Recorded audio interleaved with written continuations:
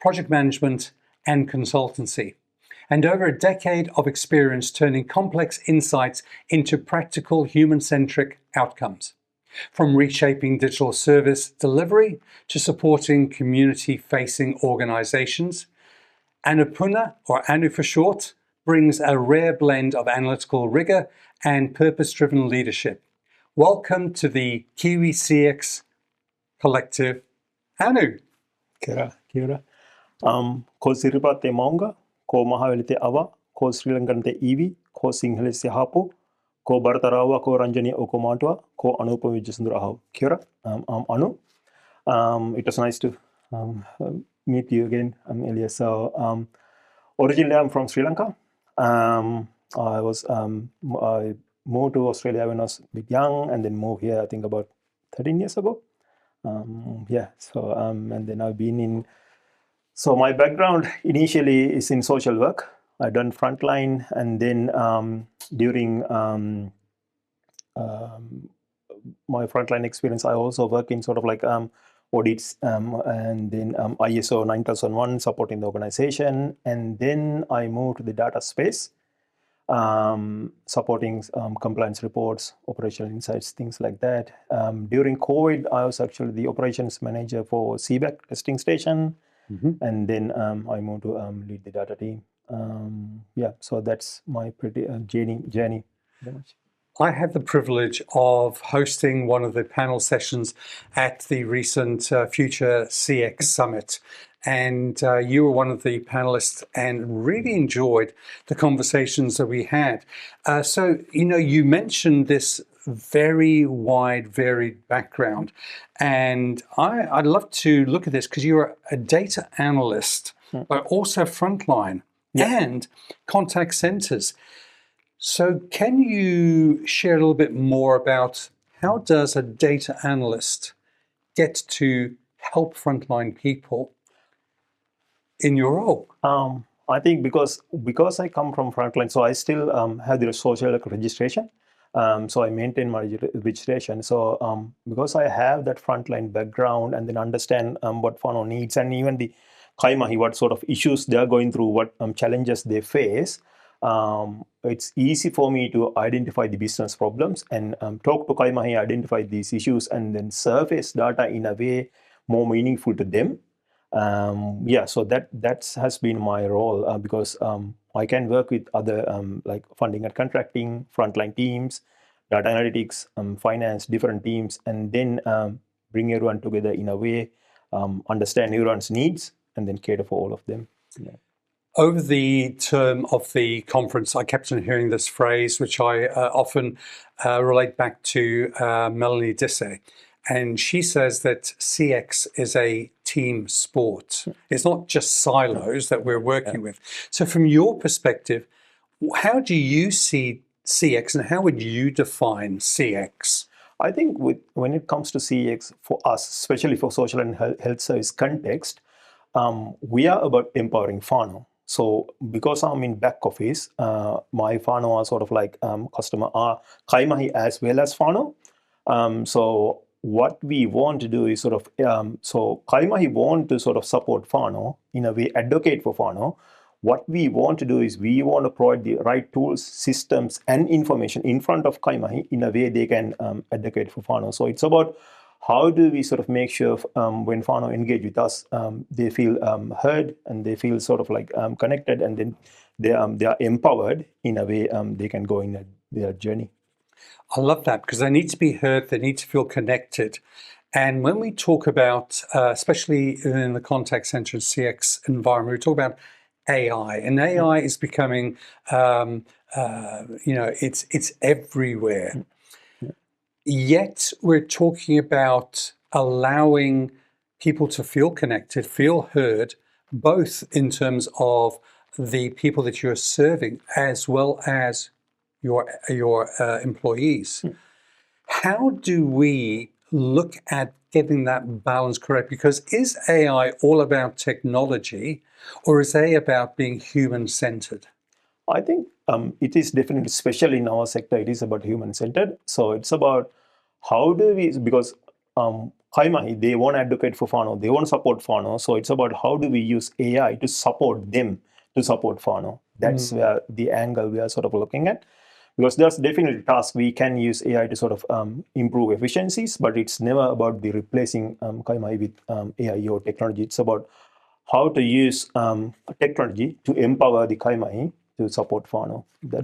I love that. I love that because, Anu, I want to hear more about how are we supporting people. We're not, AI has always been for me an enhancement tool. It's a tool, and if you use it properly, it can add a lot more value.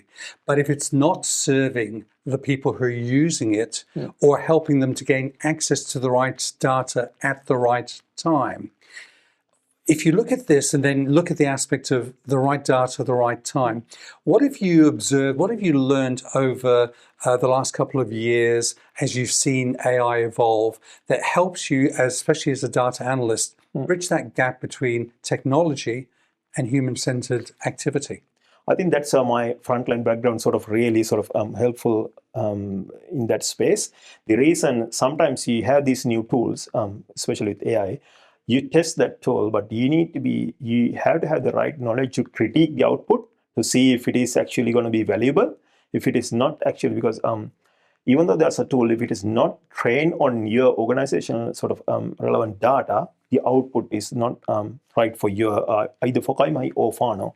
In that case, you need to identify what are the right tools you want to use and then pick them. So it might take a little while because it's sort of garbage in, garbage out. Sort of like you have to feed the right quality data to the new tools in a way you can get the outputs you want. So it's about when you have a new tool, sort of assess them in a way, critique the output, see if that's the right tool to implement. If it is not, you need to pick. Definitely, there's so many tools available. So it's about understanding your practice, understanding your sort of bottlenecks, problems, and then bring the right tools to support kaimahi. So we're in a crossroads, I think, today of peer pressure to implement AI. Everybody's doing it. Whether it's sentiment analysis on the calls or, agent assist and giving some wrap-up codes and classifications, etc. What have been your observations about the success of projects? Because it sounds to me as if there's a lot of hold, wait, pause. It's almost like a game of rugby. Pause, touch, engage. Is there a process that we should be encouraging people to look at before they go and invest in everything? You mentioned garbage in, garbage out. So what's the learnings that you can share to our audience? I think you had to be able, because one of the things with AI, like whatever the data you are feeding it, there's no way to delete that data. So if you sort of train a model on your sort of organizational data, you can't delete that stuff. So it's about when you want to implement these new tools, make sure you have the right policies in place and then right processes in place, people understand, and then creating sort of safe spaces kaimahi can go and sort of test and then play with these new tools. That way people are not sort of testing things with the real organizational data.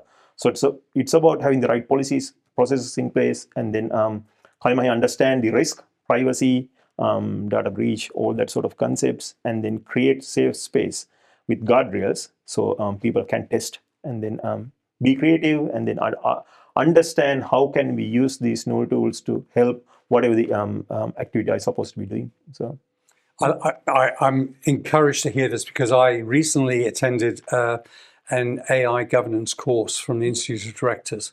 And exactly what you're talking about, having the guardrails in place, making sure that you've got a safe environment that you can work it through, all the data privacy issues that you've got to understand. But it's also engaging with your stakeholders and getting them to input into the program.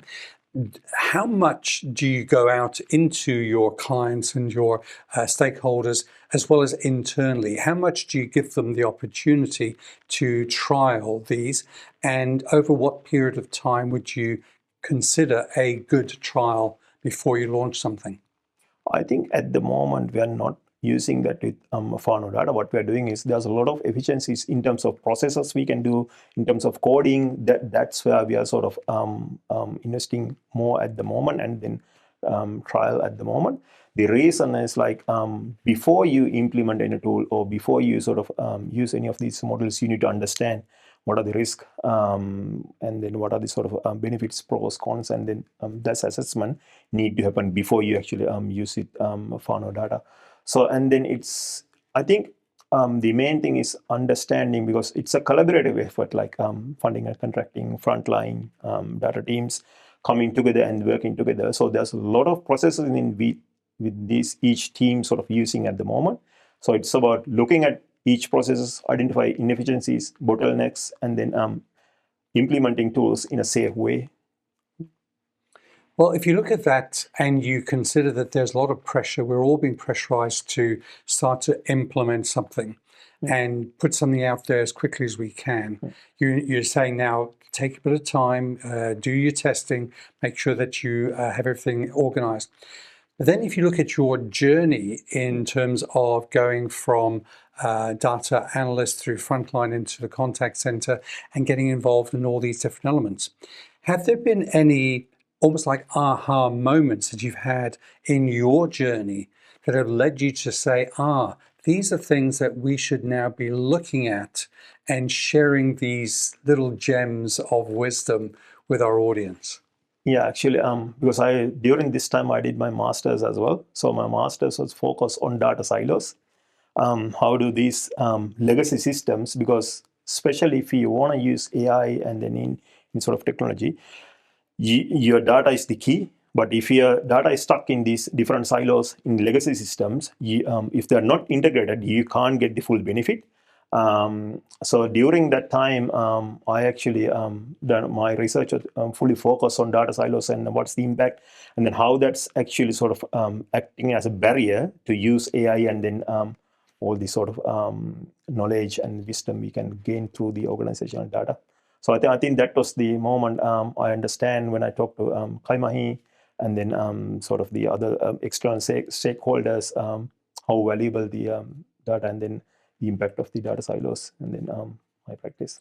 If we can only break down those silos, that's a real challenge. Are you seeing a lot of organizations from your either research or your conversations with others in the industry? Are we still seeing a lot of silos in many organizations that you're aware of? I think when I talk to these different organizations, what I've seen is like these legacy systems, you've done a lot of customizations. Now you can't move to a new platform without significant sort of investment. Yeah, so that's one of the main things. I think the first thing is understand sort of do you still need all these patchwork and then all these sort of customizations, and then do a proper review and then understand the impact before you make any change. Yeah, that would be crucial, because if you want to use data and then AI, anything, but all your valuable data is stuck in these data silos, yeah, you're not getting the full benefit. Yeah, I suppose that's a risk that we have invested in legacy systems. We've got information that's stuck there, almost hardwired, and about how do we lift that out and reutilize it. So almost now I'm hearing you talk about culture, which is another element. So how do you create a culture where frontline teams see data as a tool for advocacy, helping them influence policy, funding, and service delivery priorities? I think it's about having the formal and informal sort of conversations.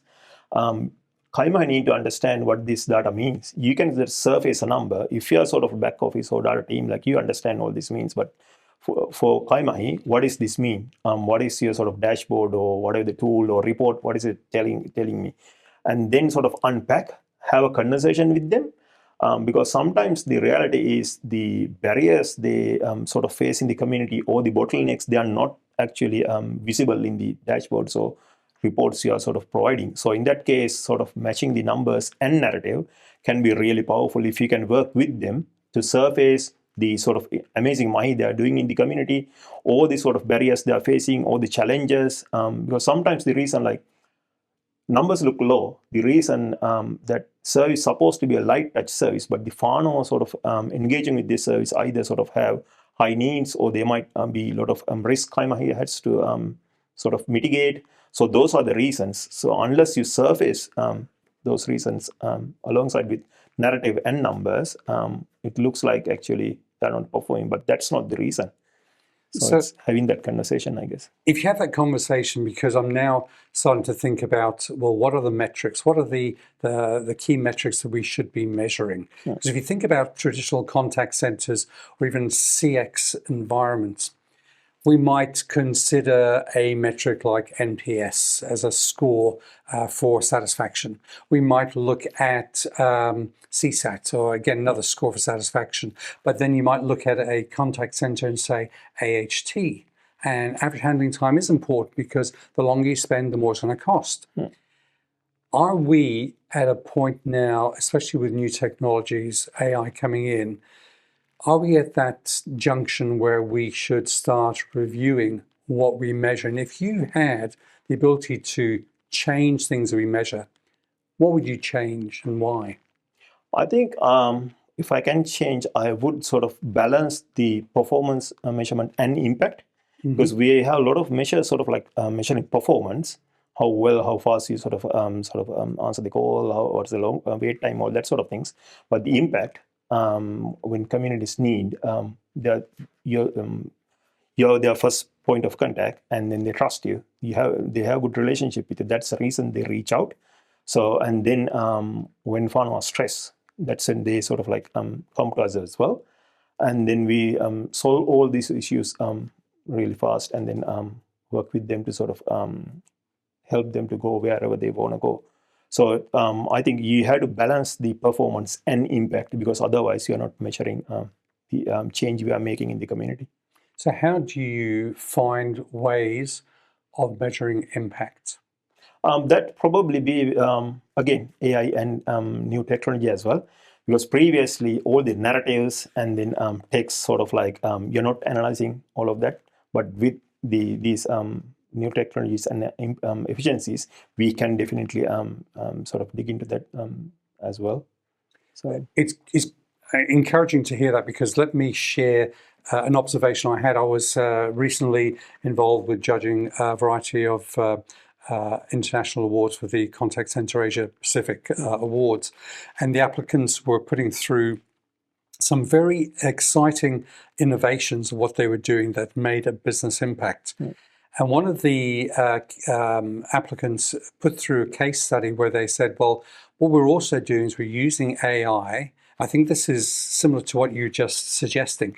We're using AI to go and measure our social media platforms. What's happening? What are the sentiments across there?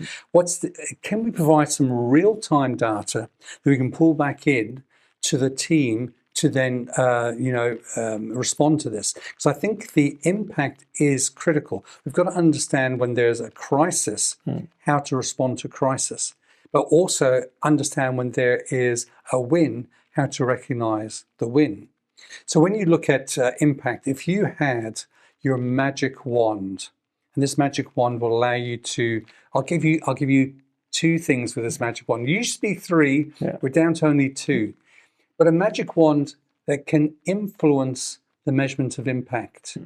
How would you use it to change anything you wanted around impact? I think at the moment, most of these sort of impact sort of like measure based on surveys and things like that.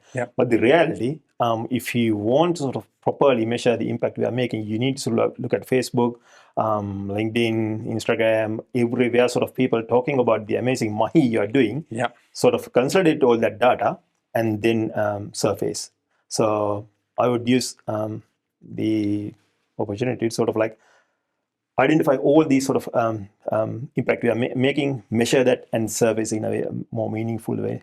So how are organizations able to take that from a frontline almost environment back into the organization, especially when you have very challenging times? Economically, it's challenging.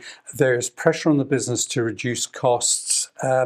How do you use that ability of measuring Facebook, Instagram, LinkedIn, etc., and showing this amazing mahi? How can we get those in charge to listen? I think it's about sort of balancing privacy and ethics as well. Yep. Because the reason, like, we need to make sure, like, we are measuring sort of public domains and things like that.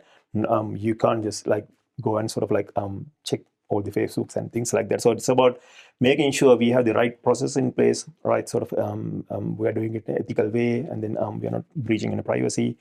Once we have that policies, processes in place, then we can actually look at what sources are available to us, and then analyze and then provide the information in a way sort of saying these are the sort of the trends we are seeing, these are the sort of the community needs, and then how we are sort of catering for those community needs. In a way, actually, you can like increase more funding, apply for funding opportunities, things like that. So it's about how do you sort of like identify the community needs, respond to that, and then if there's no funding available to respond to these community needs, how do you sort of request more funding as well? So I'm also hearing when I'm listening to you speak, we're talking about outcomes. We're talking about real outcomes that are changing lives. And I think that we reached a point maybe 4 or 5 years ago, especially during the lockdown period, where we lost that interactive communication, that face-to-face, and we used technology to hide behind a screen, to do a Zoom call, to keep some social distancing in place. Have we learned good lessons from those experiences? And how are we now transitioning teams back in to then use the combination of technology, access the right information, right data at the right time, and still have that human-centric, how can I work with you? How can I engage with you, either through technology or through more face-to-face? I think during COVID, we were forced to use those tools because there's no other option. But it can never sort of replace the relationship or the trust or the engagement you're sort of building when you're meeting face to face. At the moment, it's sort of like it's a tool you can use if you need to, because there might be some opportunities like you can actually if you can't meet face to face, that's you can use that tool. But at the moment, face to face engagement and a relationship always comes first. It's just a tool we can use when we need to. Another viewpoint that I heard recently talked about how do we use AI to look at improving the onboarding of new staff or transitioning staff from one role to another role. Are you seeing a lot of implementation of that in your environment? And are we really able to leverage AI in that aspect? Or are there other ways that we should also look at using AI to help the people in the organization? I think one of the benefits with AI, because previously the training has to be, you have standard set of questions, standard set of answers. You just sort of have to read everything. But now you have the ability, because people learn differently. People have different questions. They sort of like, they don't always go like A, B, C, D, sort of like that in order.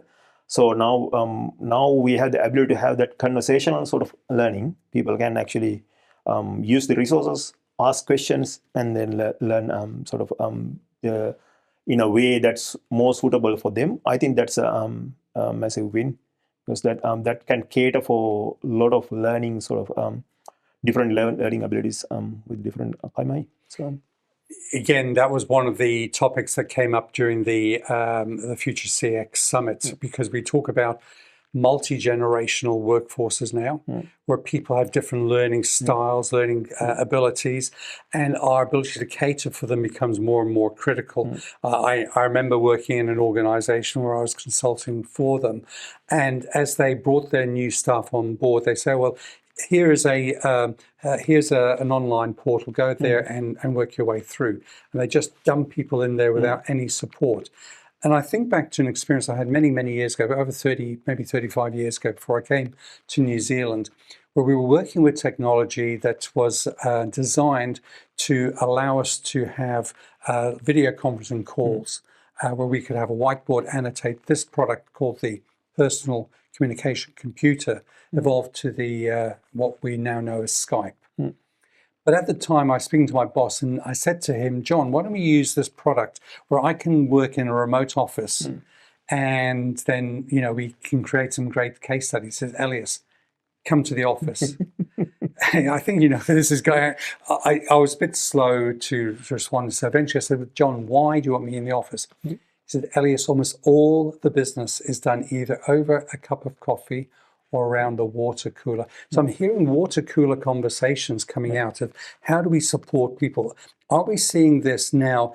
Have we gone away from working from home, COVID style, to more hybrid work? Is that what we're seeing out there in the market? Yeah, I think, yeah, definitely hybrid sort of work environment. And the thing is, real relationships and then sort of informal conversations has significant value. It's about how do we use these other tools in a way that can support us. Because especially when you're collaborating with other teams and then when you have to work together to solve issues, things like that, not just formal meetings and then sort of play a role, informal conversations, all these sort of that sort of conversation play a massive role. The reason that sort of build relationships, and then you use like sometimes informal conversations bring up issues. You talk about the challenges, barriers. If you're only doing sort of like the standard Zoom calls or whatever, if that's the only engagement point, you're never gonna sort of like find out these things, because it's like you're gonna join the meeting, go through your agenda, and then finish the meeting. So definitely, like, it's a tool we can use. We had to use in collaboration with sort of human interaction and working with kaimahi. Are there any implementations of AI that you're hearing about or you've implemented yourself which go to add to that? Because obviously, you know, you can have the call, you can record the call, you can offer agent assist and say, hey, have you asked this question, or whatever the case may be. Are there any implementations where you've seen this, where you say, yeah, that's a good one, or that's one we should be cautious of? I think a lot of people at the moment using meeting notes and then get the actions and then sort of ensure those actions are done in next meeting. So that can sort of like improve the efficiency a lot. But at the moment, in terms of some organizations do allow all their proprietary information, AI agents to access this information, but some organizations still a bit cautious about that. Things like that. So depending on where the organization is sitting in as well. So when you talk about the AI agent, are we going to see, and we're hearing a lot more about AI agents coming up all the time, are we seeing the rise of the robot? Is it going to take over? Is it going to, you know, one day come back and fight against us? I don't know. Sci-fi. I think the way I'm seeing is like, we shouldn't see technology as a replacement to kaimahi. It should be always how can we use it in a way, support whatever the functions we are doing. That's because especially in social and health service sector, it's about kaimahi and then whānau. How do we support both rather than how do we replace? Because we are not in sort of a making profit business. So yeah, so our focus is how do we use these tools in a way, empower kaimahi and whānau. That's where we are sort of focusing at the moment. If you then look at the changing demographics here in New Zealand, we are seeing a much larger increase, especially within, say, the Chinese community is coming through, the Asian community. We're seeing some marginalized demographics out there. Are we now getting better at having technology aid us to serve these sectors? Because I think sometimes, even just from a language barrier perspective, we've got to be able to acknowledge that there is a different way that you speak to people depending on the cultural side of things. How are you seeing that now start to apply? And is it limited to just one subsection of community, or can we multiply it out? I think we have to do more on that space. Especially even as a community, we need especially for migrants, we need to have more sort of better ways to integrate them into the community, sort of understand what values they are bringing in, what values sort of New Zealand all, and then how do we sort of meet halfway, and then we can actually look at technology to how to sort of enhance this approach. The reason, if we don't have that, don't have that sort of a framework, technology can't fix it for us. So it's about how do we integrate these communities, and then how do we sort of welcome them in a way, sort of like acknowledge the New Zealanders' values, and then their values as well. So meeting halfway. So if you're meeting them halfway, then I guess it needs that centralized vision and culture and ability to have a top-down approach to say, this is what we're trying to do. And if you don't have that, it's going to be difficult to deliver it. Because I guess, okay, you're going to say something. Because when I start with my Mihi and Pepeha, right? Yes. So Mihi, I sort of use Reo, but then refer to Sri Lanka because that's how I can relate to. So because we in uni we had this course called Ripinatahi. So we stay in Homarai overnight. That was a really good experience. We learn about the history. That I'm seeing like when I engage with whānau, sort of local communities or anyone, because I understand and because I can relate to, that make a huge difference. Because the problem with sort of migration, sometimes people sort of like, either when they sort of migrate, they sort of like try to lose all their values, sort of try to be a Kiwi. You can't be like, you know, like as long as you land here, or else they try to stick to their own, but only very few sort of integrate. I think that's where we should go. At the moment, there's no way to sort of integrate these migrant communities. At the moment, like when I sort of migrate here, because I was going through uni, I was in Unitech, they had the Ripinatahi course. That's when we did Noho Marae. That was sort of amazing experience. So that sort of led me to sort of learn about all this culture, learn about the history, learn about what happened. And then, so then you go to the community, you know, these are the whānau you're dealing with, these are the whānau you're supporting. So I think we don't have that framework. You can come to New Zealand and then become a citizen and learn nothing about Maori culture. Yeah. That's a reality. It's a real shame. But you're right, because if we look at this, let's then look at setting priorities, because if you are sitting there trying to deliver these services, deliver these human-centered experiences, you are using technology to come along, but then you might have a leader in the organization that's driving this, but the leader might have different priorities. So how do you build a shared understanding across teams with different priorities, such as frontline service needs, contractual obligations, and financial constraints? I think it's about when you're collaborating, you need to know each team, what are their priorities, what do they trying to achieve. In that case, when you, rather than you're only focusing on whatever you want to achieve, you can create these sort of common solutions. In that way, everyone sort of, it's a win-win. It's about not just focusing on what you want to achieve, it's about understanding what sort of like the compliance requirements, and then each team, what are their needs, what's their contribution. So it's about working together in collaboration.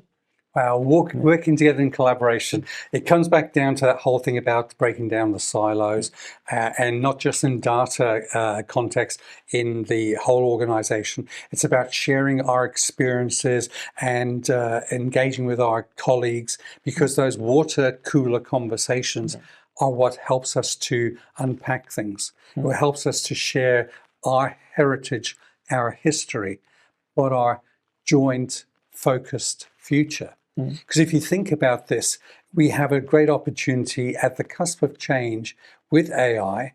Most of the implementations are seeing some sort of delivery. I've heard as much as recently 95% are not delivering ROI. If you don't know what you're trying to produce as an outcome, it's going to be difficult to deliver. I think that's the issue, because it should be always business problems first, not technology first, because most of the time they're trying to sort of deliver, implement, they want to do it faster, but you don't necessarily understand what's the business problem you're trying to solve. So you're sort of rolling out this solution, but nobody want to use it because it's not solving my problem. So why should I use your tool?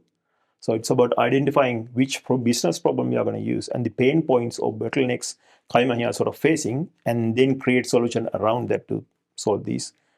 Wow, if we can only listen to our people.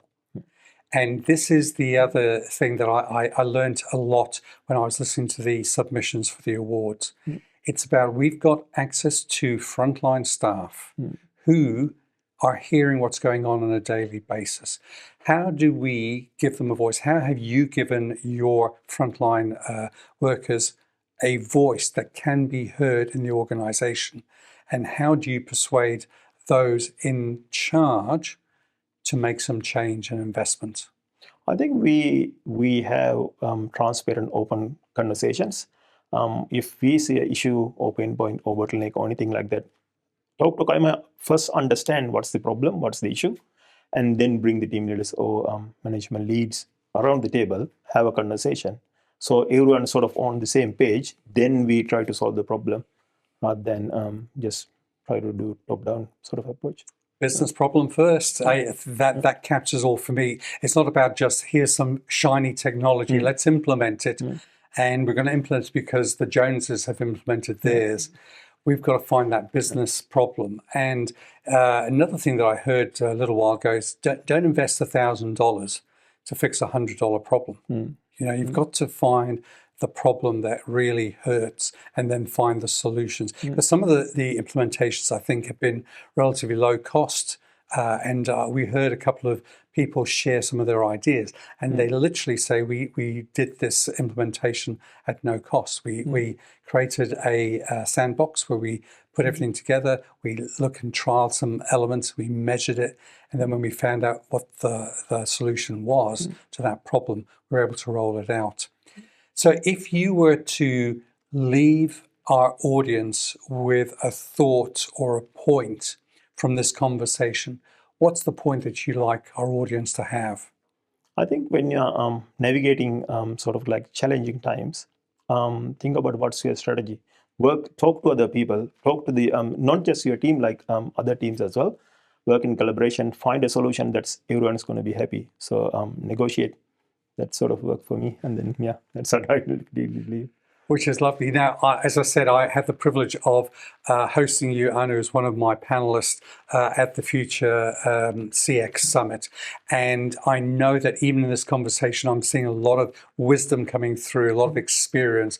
And thank you for investing your time to be with us today. At CCNNZ, we want to add more value to our audience and to our community.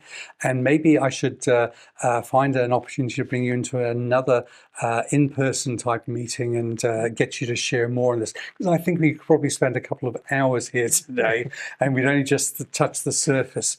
So if people wanted to get hold of Anu, what's the best way for them to find you and continue a conversation?